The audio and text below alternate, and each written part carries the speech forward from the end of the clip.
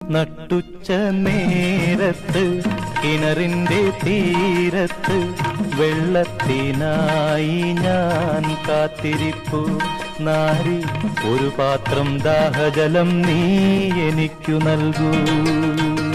അയ്യയ്യോ നീയൊരു യൂതൻ, ഞാൻ ഇന്നൊരു ശമരായത്തി, ഞാൻ കോരിയ വെള്ളം തൊട്ടാൽ തീണ്ടലില്ലേ, ഞാൻ കോരിയ വെള്ളം തൊട്ടാൽ തീണ്ടലില്ലേ.